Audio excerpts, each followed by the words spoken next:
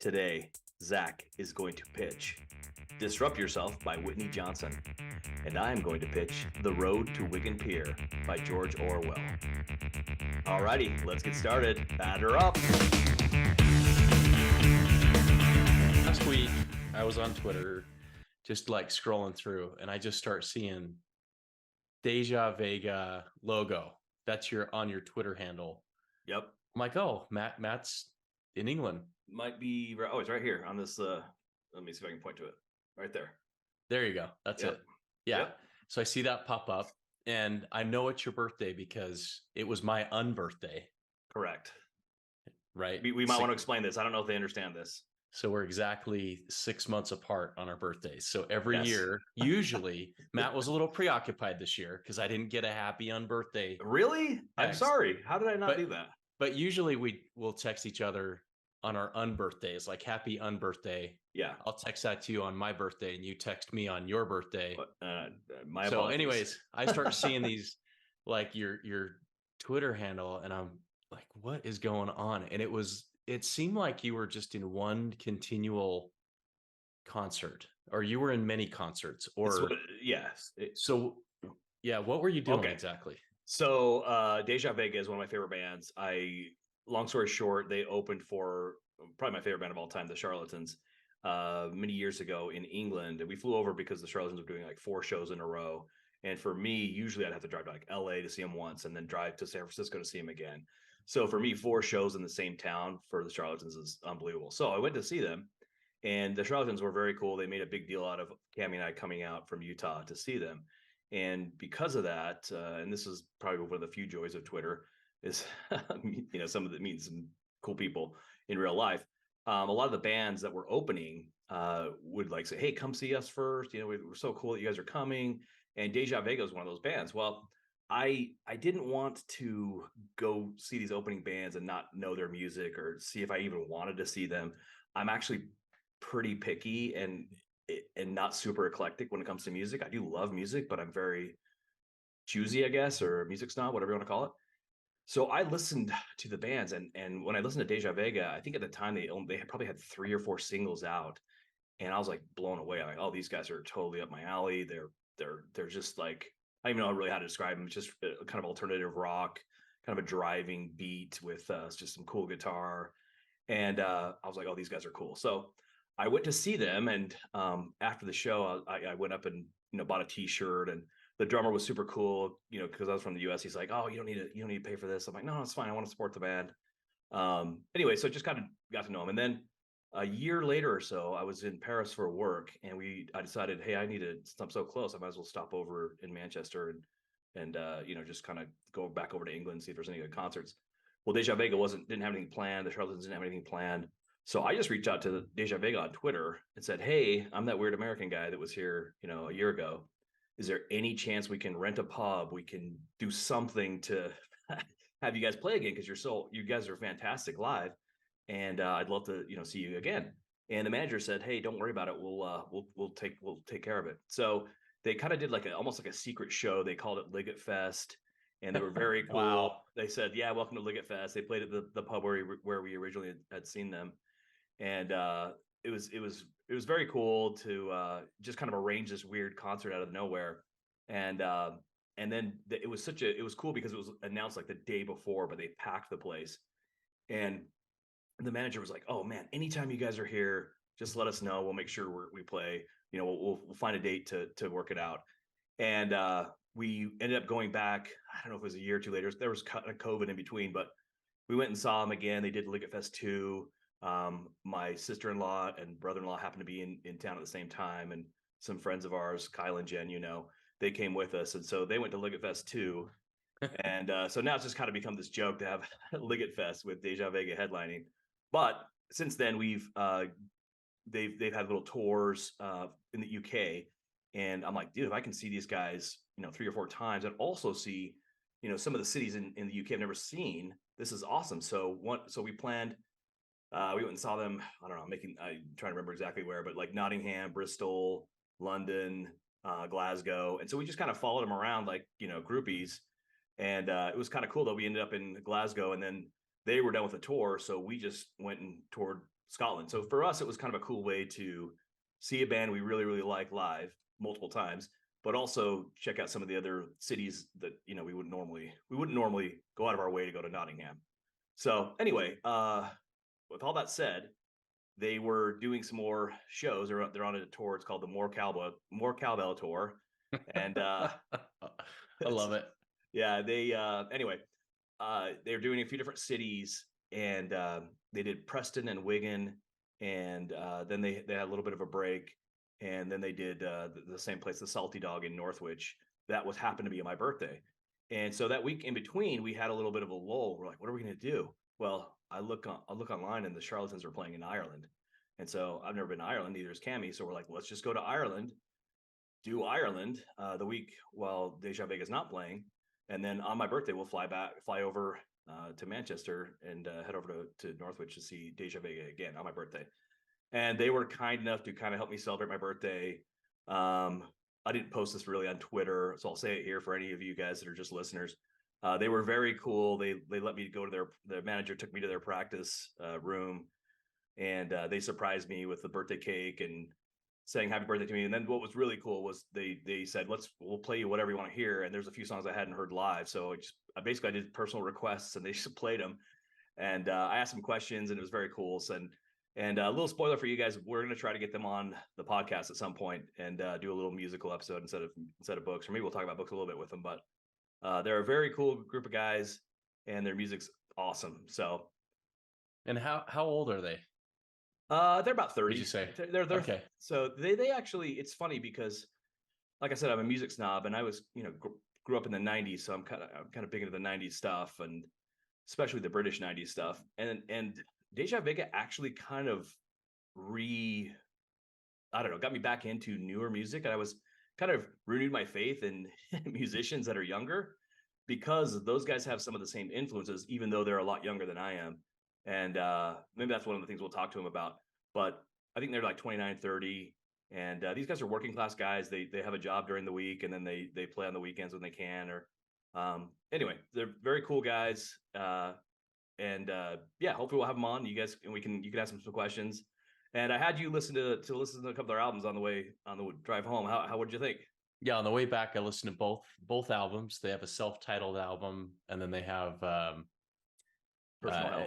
Yeah, Personal Hell. Did that just come out recently? Or has that been out a little while? About a year ago. Yeah, it was really good. It was really good. It was fun to, like you said, that driving bass. And on the second one, they've got some synthesizers. So yeah, it's really good. Yeah, it was fun. Very cool. Yeah. All right. Well, that was my week. Sorry, that was so long, but well, happy birthday. Hey, Matt. Thank you. And I apologize for missing April 28th. You were busy getting sung to. I don't know. Anyway, all right, so let's get started. Let's have you go first. You've got Disrupt Yourself by Whitney Johnson, and I don't know anything about this. This is exciting. I like when most of the time we don't know what the other person's going to pitch. So pitch away. Batter is up. All right. So I have to start with the story, how I came into this book. I had a work colleague that,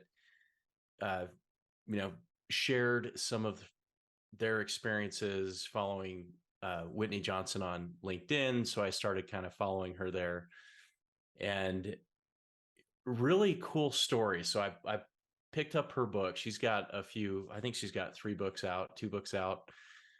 And so I picked up this book called Disrupt Yourself. And before I bought it, I actually went and watched. She's got some, I don't think they're TED Talks, but they're kind of like a TED Talk. Gotcha. So you can go hear her story. And it's a really fascinating story. She started out, she was back east with her husband. I think he was working on his doctoral degree. He's a professor. She was a receptionist, kind of paying the bills while he was going to school. And a female executive made a comment to her and said, sometimes you just have to put your pom-poms down and kind of get after it. Meaning like you are made for more is kind of how she took it. So she took that personally, and she started working up within this firm. I believe it was, I want to say it was Merrill Lynch. It was one of the brokerage houses back east. She works her way up through the firm and actually becomes a securities analyst, which in the investment investment world, these are people that you rely on to value stocks and come up with a valuation of a company, and analysts, I think, play an important role in price discovery. Anyways, so she ends up doing this as a job and becomes pretty successful. She decides, you know what, I think I've grown as much as I can grow in that role, and she decides to leave. And I believe she started her own hedge fund, did that for a while. And then she said, you know what, I think I'm going to focus on personal development, helping people kind of discover their own paths and what she calls the S curve. So this book called Disrupt Yourself, as you're reading the book, she's kind of telling you her own story. So it's fun because she's actually applied these principles in her own life. And now that's all she does. That's what her firm does, Disruption Advisors. So they help uh, leadership within companies and individuals to find their new S curve. So the S curve it's a mathematical function. If you think back to algebra, it's a sigmoid function, okay, where you have, it starts out really flat and slow, and then it just accelerates really quick, and then you get to, it looks like the shape of an S. Are you Googling sigmoid function right now? I'm looking at her book right now, so okay, keep going. So you get to the top of the curve, and that's the top of the S. So we're familiar with an S curve. So she takes this S curve and applies it to really anything new you want to do. We're just started a podcast within the past few months.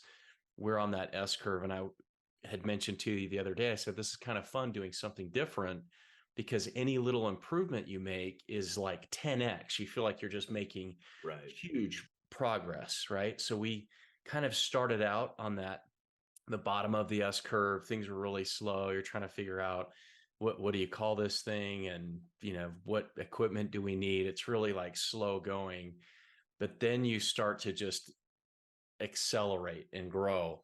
And then at some point, I would imagine after 10,000 hours of doing this, we'll probably know what we're doing.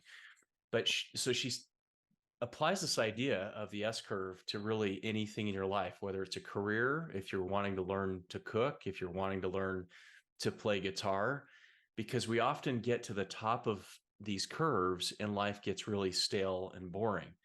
And so she talks about the importance of picking up an S curve and starting. So there's 7 different points, and I won't go through all of these, but I did want to pick on a couple of them that are they points on the curve? They're points along the curve. That's okay. Right. And you can actually Google her S curve, and it's all out there on the web.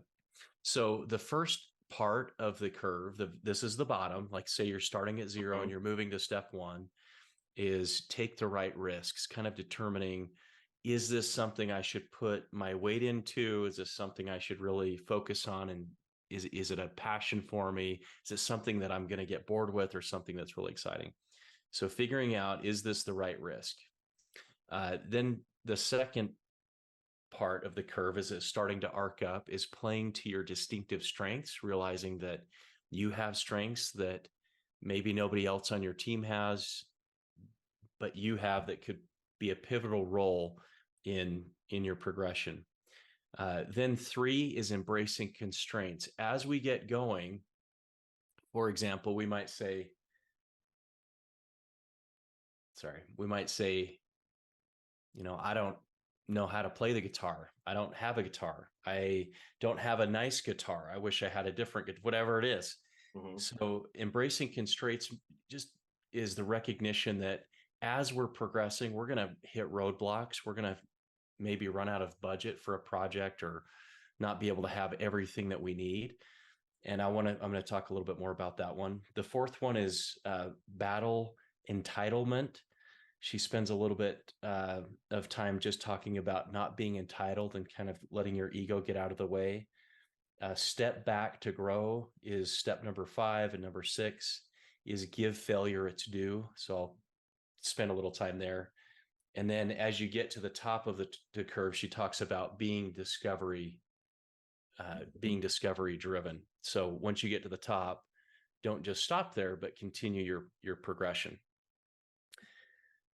So really interesting. So I want to talk about embracing constraints. The first one, she says, constraints offer structure that can liberate us from the chaos and disorder of entropy. So I don't know, Matt, in your business, I mean, you've run into constraints before. Yeah, so I actually have whenever I've had a new job, it's kind of like, what do I need to learn? Like, I don't know anything about this particular subject. It does give you an idea of what you need to learn, right? Like, for example, like the guitar example, right? um you're going to be super awkward when you hit your first G chord, but you at least maybe say, in other words, you could research what's the, what are the best chords to learn, or the most common, or whatever. Does that make sense? Like, it gives you some Yep. idea of, like, I don't know how to do anything here, or I don't have this talent yet. Where do I start? Exactly. So she says when you come upon a constraint, so again, you're on this S curve, you're learning something new. It is going to be frustrating when you're in the bottom. You're figuring out But she's saying embrace it because it gives you structure. exactly. Okay, Yeah. She that's says a when you come, good way to look at it. yeah, instead of thinking I can't because, focus instead on how the problem can be solved, beginning every statement with I can if. So, what is that thing that'll move me beyond that constraint? She said, when you activate the right emotions, you can move away from the victim into the transformer mindset. So, this was really powerful. When I was reading this, I thought, in business, constraints are really annoying. You want unlimited budget, unlimited people, unlimited pipeline. That's what we all Yeah, want. But constraints require that we become creative. This is how people right. solve problems. This is how people get to Mars. I mean, I think of Elon Musk trying to get to Mars. I'm thinking, okay, I'm just like doing little things in my life, and he's trying to get people to live on another planet. And as you do that, you find all kinds of constraints. Maybe they're the Sure. laws of physics, and but it breeds creativity, it breeds invention. So look at constraints as, okay, this is in my way, this object is my way, I'm going to find a way around it, over it, under it, through it. I'm going to assemble a team that's going to help me get beyond it. So constraints are really positive. She also spends some time talking about failure. Oftentimes we have setbacks, as you're learning that new thing. It's going to be frustrating that you can't quite pick it up. You see other people moving it at a faster pace than you. So there's a couple of really good quotes in here on failure. She said, well, she quotes Auguste Rodin, I think is how you pronounce it. Nothing is a waste of time if you use the experience wisely. And then Henry Ford, failure is the only opportunity more intelligently to begin again. Failure is the only opportunity more intelligently to begin again. So as you're moving up that S curve, as you're iterating in on my team, within my employment where I work, we talk about failure being just iterations. When Yeah. you fail, when you make mistakes, just look at it and say, okay, that didn't work out that time. Let's go again, and you keep Hmm. going, you keep practicing, you keep going and going and going. And over time, you pick up the right talents, you start reading the room a little bit differently, you start making better decisions as you move forward. But you can only do that if you look at that failure as an iteration, as okay, I'm going to improve the next attempt here. um, so it's really really good book. It's full of just good little nuggets, good little quotes. Christian or Clayton Christensen was her mentor, and she had a couple other interesting parts. She said, reflect upon your present blessings, of which every man has many, not of your past misfortunes, of which all men have some. That's a Charles Dickens quote. So it's just a very positive thing. Every time you try something new, it can be very discouraging, and and challenging. So you just have to have that mindset to keep going and to have something to push against. Cool. What are you applying? What are you going to apply from that book? So for me, it's doing this podcast. I mean, it's something new, it's something different. You're constantly thinking about, okay, how do you market this? How do you get this out to other people? How do we kind of broaden that base of people that are listening? How do you make it more interesting? How do you make it easier to listen to? And what are the right next steps? Yeah. So every week I'm asking people, okay, what do you think? And people are so kind. That's the other thing I've learned is, as you're going up this S curve, as you're trying, people notice that effort and they want to help you. They want to give you that leg up and help. And I think people are just so generous with their talents to help. So for me, I think removing the ego and just saying this is something new, a place where you might not be as confident, and I'm going to let others help me to learn and to grow and progress and just continue to iterate each week. So for those of you listening, give us feedback. We want it. Give us feedback. Rate the podcast for sure. Put some comments on YouTube. Yeah. If you know us personally, reach out. So and tell somebody about the podcast. Have them listen. Maybe there's a book that they'll like or whatever, or maybe they want to come up from the minors and be one of our relief pitchers. If talk about a book they like. That's it. And if nothing else, just as you're trying something new, think about where you're at on that S curve. Are you at the bottom where you're going to feel frustrated for a while, but once you kind of get the hang of it, the acceleration happens very fast. So there's a lot of growth. And then you get to the top where she calls that the mastery level. You get to that level where you know 99.9% of the things you need to know for that task. So there's parts of my life where I feel like I'm at the mastery level. There's parts of my life where I feel like I'm at step 0, and parts where I'm like maybe in between. Raising kids, I don't know. You feel like sometimes you're at the bottom one day. You think you're at the top at the mastery level, but then your kids humble you and you're like, no, I'm really at step number 1. I've mastered the diaper change and don't have it anymore. So that's when I've mastered it, is when I'm done with it. So there you go. So, all right, there you go. Cool. So just disrupt yourself. Don't be afraid to try new things. Great book. And I love that she set the example through her life. Her life story is really interesting. So if you have a chance, check out the book, but also check out her talks, and they're really good. She does a great job. Very good. She's very polished. You would never know that she was just a, secretary person. I mean, she's amazing. All right. Initially, yeah. Okay, cool. What have you got, Matt? So I mentioned earlier that I will be pitching today a book called The Road to Wigan Pier. And I got to tell you a story of how I discovered this book. So obviously, you know George Orwell, but what's the first book or two you think of when you think of George Orwell? 1984. And Animal Farm, right? Those are the two Animal books. Farm. Those are the only two that I even know. Is this a nonfiction book? This is nonfiction. So he wrote, I think, 3 nonfiction books. So I did not know this. Yes. I didn't either. That's why we're talking about this. Okay. So the Deja Vega, going back to Deja Vega, this is how I got this book. They were playing in Wigan. Okay. And Wigan is an industrial town near Manchester. And I was driving by it, and it's maybe, I could be wrong on this, 30-40 minutes from the coast. And as we're going to drive through a friend of ours, his name's Tony. So Tony is the guy who recommended this book in a way. He lives in Wigan. He's been a big Deja Vega fan. So we usually meet up with him at gigs. And this time we're going to his hometown. So he said, hey, come over. We usually bring candy over for his daughters. He has a couple of cute little twin daughters. And we never met his partner or anything. So we went over to his house. And when we're driving there, I drive by and it says Wigan Pier. And I'm like, and my mind's kind of boggled. I'm like, Wigan Pier, how is this?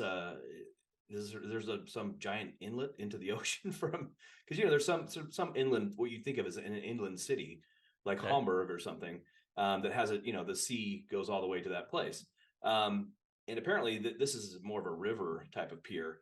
And so I was mentioning this. I'm like, I said, Tony, how's there a pier in Wigan? This doesn't make any sense to me. And he's like, oh, Wigan Pier is like, he's like, it's actually really famous. George Orwell wrote a whole book about the road to Wigan Pier. And I'm like, what are you talking about? And so apparently this book was published in 1937, which is, I did the math on this, 86 years ago. So this, again, nonfiction. And he was actually, I think, commissioned to write this book about kind of the industrialization of kind of the North in England, and kind of the plight of the working class. So that's what this book is about. The first part, there's two parts of this book. It was actually written for, I want to say, I can't even remember. It's like the left book club. So it's like it was written for like a left leaning, like social book club or something. And George wrote two parts. The first part is all about kind of the what's going on with the working class, coal miners, et cetera, in Wigan, and how difficult it is for them. And then he wrote a second part, and the people that wanted him to write this book totally objected to the second part. They hated it because he was actually very against totalitarianism, but he's very pro-socialist, right? Mm-hmm. And Yeah. again, I'm Yeah. I'm not very political, as you know, but anyway, I didn't know that he was like a big socialist, but he's from the middle class of England. And anyway, In reading 1984, an Animal Farm, you wouldn't think, that's what I thought. Yeah. I mean, maybe a socialist would read it differently than I did. Anyway, he the second part was a bit controversial because he didn't want the company or the group that had him write this book didn't want him to have the second part in there. And I'll get to both parts in a minute, but he was very adamant that no, this is what it is. And the second part was a critique of how socialism is presented to the population. And he critiques it as his upbringing from what they call the middle class. And I'll get to that as well. But it was interesting because he kind of is critiquing himself. In other words, of like, here's why he's totally believes that if what he believes is, if I write this book, the first part about how difficult life is for the working class and the poverty that's going on up in the North, then people will want to help these people that are struggling, instead of the way that, and we need to approach it in a different way, is the second part of the book, as opposed to the way that they're approaching it at the time. So again, this is my uneducated version of this book, but the first part is cool in that he just goes through how there's so many. He actually went and lived amongst the people in Wigan, and so he would rented a bed for, I'm making this up, 8 shillings a week or something. And one of the hardest parts for me was he talks a lot about the economics, and he says like, this thing costs a tuppence and this thing costs a half a shilling and all this, and I don't know what those even mean, let alone what the equivalent value is today. Do you know what I mean? So I don't know what he's talking about, but Yeah. he basically, anybody that read it at the time would know what he means. But he went and actually shared, rented a bed. So there's like 4 people that live in this room. He actually says he had to, his feet, he's tall, he's 6'2", and he couldn't really fit on the bed, and his feet, if he stretched all the way out, would sit on this other guy's head. So he couldn't actually sit fully in his bed, or sorry, lay fully in his bed. But luckily the guy was a miner and typically left at like 4 a.m. So for the last few hours of the night, he could stretch completely out. Right. That is the worst. Yeah, it is the worst. And so he just talks about how the condition of the houses. And one of probably the most intriguing parts, so it's very interesting. You probably, if you want to read this book, I'd strongly recommend it, just to give you an idea of what life was like in Wigan at the time. And he does talk about a few other towns as well, but he focuses mostly on Wigan. And one of the things that was probably, I was actually listening to this on the plane over to Dublin from Manchester, and I was getting kind of tired, but like he starts talking about the miners and how they have to, usually they're very small men, and he's 6'2", but he follows them down into the mine and talks about how they have to kind of like bend over and lift up their heads so to make sure that they don't hit themselves on the top of the, some of the, I don't know what you call them, the bracing of the logs or whatever. And he's like, he was just dying while and they typically have to travel like 1 or 2 or 3 miles just to get to the part where then at that point they work for 7.5 hours, grabbing coal and throwing it over their shoulder onto like a conveyor belt. And he says they usually throw like, I can't remember exactly, it was something like 3 or 4 tons of coal in their shift. And so everyone's like thinking, and in theory they get paid a decent amount of money, but then he talks about how decent amount of money for them, but they're like, they only work 7.5 hours. And they're like, yeah, but you didn't realize that this guy has to walk underground in like, confined 3 foot, 4 foot spaces for 2 or 3 miles, which he equates to like we're walking 25 miles for a normal human. And he basically just talks about how he could never do it. He said it's so hot in there that a lot of times they would actually mine naked because they were too hot to wear anything. Anyway, it was, I almost got claustrophobic when I was listening to this when he was talking about the Oh, mine. have you been in a mine before? Oh no, never. Oh, Have you? yeah, but what, like the big opening shaft? I mean, maybe Yeah. 100 yards in, and I'm like, nope, couldn't do Yeah. it. But we have family that work in a coal mine Oh really? today. Yeah, and it's pretty safe. I mean, Yeah, it's a lot different. their mine is safe. It's a lot different than back then. Well, he talks about how they have the basically the elevator that just drops them down into the mine, and he talks about how some of them sometimes they lose control, and that thing just, he says you're just descending into darkness. You don't even know you're moving until you start to slow down at the bottom of the floor. And a lot of times people would just drop all the way down and just smash into the floor and die because they lost control of how deep the thing was going. There was one, and then they talked about how they blast certain parts of it to get to different parts of the mine or to help release some of the coal. And a lot of times they're supposed to wait for people to be gone, but sometimes they would blast when people are around. So there are people that obviously were buried and killed, covered in rock and coal.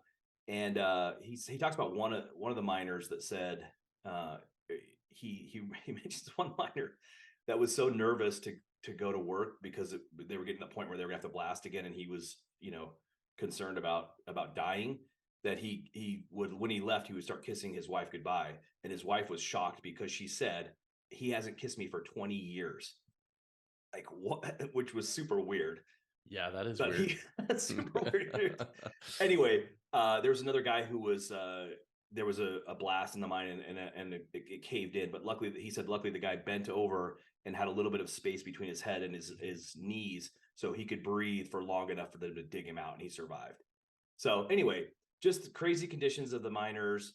And he then, it's kind of weird, he goes and he actually just gives you almost like facts about sizes of homes in certain areas, how much room they have, how many, if they have a bathroom in the back, if there's a queue to the bathroom, how many people have to share that washroom.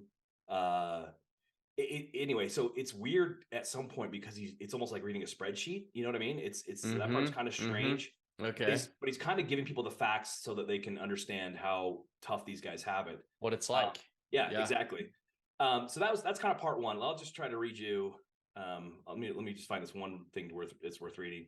Yeah, I'm just looking up Wigan Pier in like what is it closest to, Yeah. England's funny because the roads are just all over the place. Yeah. Living in the US, everything's like north south. Well, not everything, but yeah. He talks a lot about how impressed he is with the miners, even people that are like 60 years old, and how strong they are. Here's what he says: the miner's job would be as much beyond my power as it would be to perform on the flying trapeze or to win the Grand National. I am not a manual labor, and please God, I shall never be one. But there are some kinds of manual work that I could do if I had to. At a pinch, I could be a tolerable road sweeper, or an inefficient gardener, or even a 10th-rate farmhand.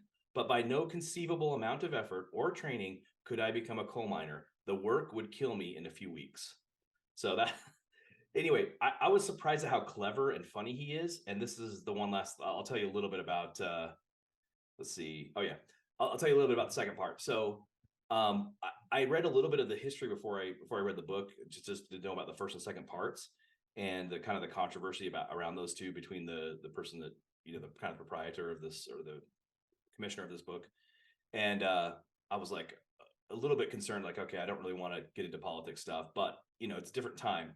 And he talks a lot about how he basically critiques kind of the socialists at the time, at least their how they propose to make changes or how they present themselves.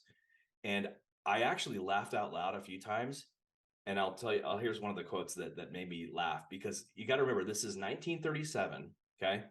And he is talking about, well, I'll just read you the quote. Um, he says, and this is kind of him, like, I don't know. Anyway, he says, one sometimes gets the impression that the mere words socialism and communism draw towards them with magnetic force every fruit juice drinker, nudist, sandal wearer, sex maniac, Quaker, nature cure, quack, pacifist, and feminist in England. And I just thought it was so hilarious that he's like making fun of sandal wearing nature people in 1937. Right. Like, has anything changed? Yeah, I was just, I couldn't believe it.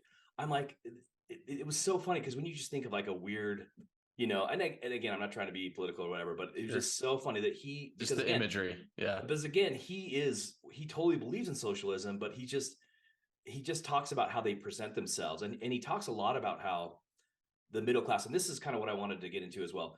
The middle class, this is something very foreign, I think, to Americans. I think the class, and you'll know a little bit more because you spent some time in England, but there's a lot of like, I guess, more class distinctions, especially back then, I'm sure. But he talks about how he's from the middle class, but he talks about having a servant. So for me, that would never be what I would consider middle class. He is by far, but he does not consider himself upper class by any stretch. But he talks about how he is a gentleman, and he talks about how one of the main reasons that people have issues with class is that the way they kind of judge them. It's almost like how you judge maybe a religion or a race or whatever. And he talks about how he was taught as a kid that the working class, or the kind of these poverty stricken people, the working class, how they smell. And he says you can get along with somebody if you maybe have different ideas, or if you think differently than them, or eat differently than them. But if there's a physical revulsion that when you're around them that you're taught to have, then you won't like those people and you won't get along with them. So he kind of critiques that whole mentality that in the middle class grew up with. And again, that's his middle class from 1937, not what I would consider middle class by any stretch of the imagination. He talks about how he, had a I think he called him a boy from India that would actually dress him in the mornings and stuff. So like, to me, Really? that wasn't middle class at all. Yeah. And but he talks about how the manners were so different, and he talks a lot about the accents, which is still a big thing today, right? When we were over there on the radio, there's a commercial that says something about, one in, I can't remember if it was 1 in 3 or 3 in 10 people will try to change their accents because they don't, they feel like they're judged for whatever accent they have in England now. And they said, In England? in England. So this is a commercial in England while we're driving, Okay. and Okay. it says like, it says something effective 3 in 10, and I'm making up the numbers. 3 in 10 people will try to change their accent because they feel like they're judged where they're from. And then they have all these different people with different accents that say, I'm from Yeah. such and such place, and I'm proud of it. And they basically just, it's almost like a, one of those commercials, like, hey, let's be nicer to people kind of commercials, like feel good, let's try to be better kind of thing. And I was like, I was in shock. I'm like, it's 2023 and they're still talking about accents and judging people from being from the north or from the south, or Mm-hmm. if you have this particular, anyway.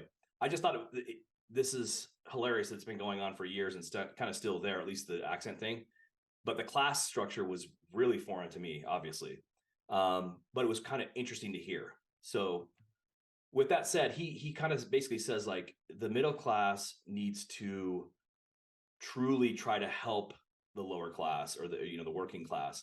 And the working class, in other words, he talks about them being just overly educated and actually maybe being revolted by having to share a table with a working class person because they wouldn't use a napkin correctly or whatever.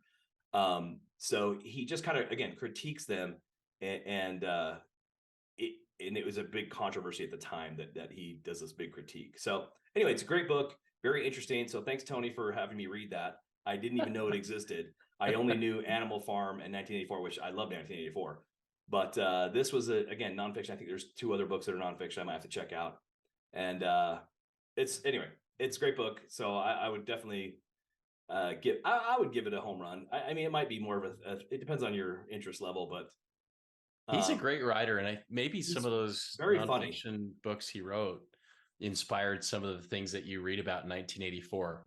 Yeah, I don't Because know he's the yeah, very, I don't know the timeline when they were released, but yeah, it was yeah. definitely interesting to I don't know, it's just kind of cool. But again, it's kind of weird in that he gives you kind of what it's like to be like the life of a coal miner, and then he literally just tells you about houses, almost like a spreadsheet. Like here's the dimensions, here's where they live. Was the is the landlord good or bad? And anyway, so it was weird because he walked around and just kind of notated like living conditions in very black and white standards or form. So anyway, But these people they're mining coal. I mean, what's the most physical job you've ever had, Matt? oh man, I one time worked in a sewing factory. No, what, really?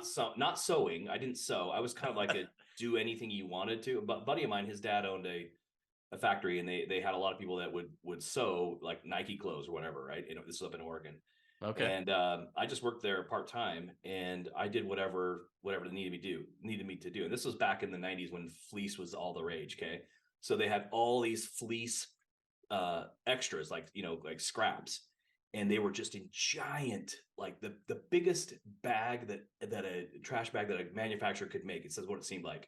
These were like 2 times the size of me, just completely packed full of fleece.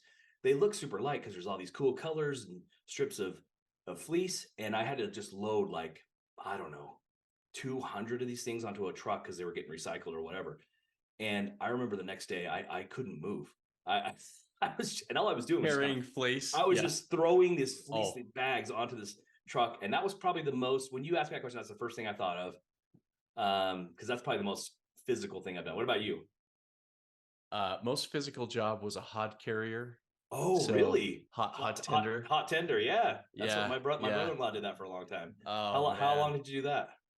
that was such a You might need to motivation. explain. You might need to explain that to So some people. hod carrier. Yeah, this was I was just graduated from high school, kind of in between going to college, and I worked for a friend. He was a mason, owned his own company. Yep. Said, "Why don't you come work for me?" I was like, "Sure, I need some money," and that was the biggest mistake I ever made. Probably one of the best So mistakes you ever made, though, because it you said as motivation to go to school, yeah, right? oh yeah, it was like, okay, I need to go to college. I don't want to do this for the rest of my life. So you mix mud for masons, when they're laying brick, somebody's carrying that brick, somebody's mixing that cement, somebody's wheelbarrowing that cement and shoveling it up the And that someone is you, scaffolding. And if you are not ahead skilled. of them, the Yeah. the language gets pretty intense. If your job is to make sure that the mason has a fresh supply of mud, fresh supply of bricks. That's not happening. Because You get yelled at. they're very quick and very skilled, right? So they just want to keep going. Oh, they're just flying. Yeah. I Yeah. mean, if you think about it, they get paid per brick, right? The Yeah. the company. So the lesson I learned from that job, one, yeah, I'm gonna work in an office. I'm gonna go to college. I'm gonna do something different, which was good. But the other lesson I learned is in life, in business, when you're working with others, especially when I was early in my career, it's trying to stay ahead Yeah. of the person that you're working with. So you start Right. to anticipate what comes next before it's asked of you. And that was a great lesson, hod carrying. I did that for maybe 6 months, if that. It was a strong motivator to not. That's a long time actually. So Yeah. I'm pretty proud of my brother-in-law because similar to you, he was I think they called it a hot tender for him, right? Does that sound right? Yeah. And he did that for a while, and he actually worked. He's an awesome, really hard worker, and he worked his way up to where he learned how to do forklift operations. And so he moved on to that. And after a while, he just talked to the boss. He's like, "Hey, I don't want to do this for the rest of my life. I don't want to." Again, obviously that's not as physically demanding, but he's like, I don't want to just be a forklift driver my whole life. And he worked his way up and kind of almost created his own job became a project manager. And it was kind of cool to go see him. He lived in Nashville for a few years working on Vanderbilt University. And he was basically the project manager. And his job was to order the correct amount of stone and brick to be There you put go. onto the thing. So it was just kind of cool to see him kind of grow up through that difficult, manually difficult career to be where he's project managing. He actually built, kind of this cool spreadsheet that they use now to anticipate what their brick needs are, et cetera. And he didn't know anything about Excel at the time. So it's just kind of cool to see him grow up. And I remember many years ago, I was on a plane and listening to a book from Colin Powell, and he talks about the only quote I remember is I think he was talking about being a janitor or something, and he said all work is honorable. That's what his dad told him. Yeah. And it's like, yeah, if you're working, you got to respect anybody that's working to try to take care of themselves and their family. Absolutely. Anyway. Absolutely. Well, that's a great book. Yeah. Wigan Pier. Yeah, The Road to Wigan Pier. Wigan Pier. George Orwell. Yeah. Okay. All right. What else we done for the day? We got I've got a quote for you. Okay, let's hear it. Yeah. Let's do you have any bands? All right. Okay. Well, no, I do have a band. You read the thing and I'll just show you one thing and just give some more. All right. This is actually so in Disrupt Yourself. What I love about this book, coming back to it, is Whitney puts in just some real gems along the way. She's acknowledging that there's other great minds out there, and so she'll plug in just some good quotes. This one's from Peter Thiel. He wrote 0 to 1. I don't know if you've read that. Mm-hmm. Great book. We'll probably cover that one at some point. He said, so she says, Peter Thiel, co-founder of PayPal, makes this powerful statement about the importance of avoiding cultural entitlement. Quote, doing what we already know how to do takes the world from one to N, so one to many. But when we create something new, we go from 0 to 1. Unless companies invest in the difficult task of creating new things, they will fail in the future, no matter how big their profits are. If you want to keep innovation alive, look for ways to combine something old with something new. So looking to get from 0 to 1, innovating, jump on the S curve, challenge yourself. It's good stuff. Cool. All right. So we talked about Deja Vega, again, amazing band. And just we'll have you guys check out. Can you see that all right? No way. Oh, let's see. Yeah, I got a signed album. That's cool. So really this is very cool, guys. Go check them out on Spotify, and hopefully we'll be able to chat with them one day and make them bring their favorite books to us. So that's awesome. Thanks, Matt.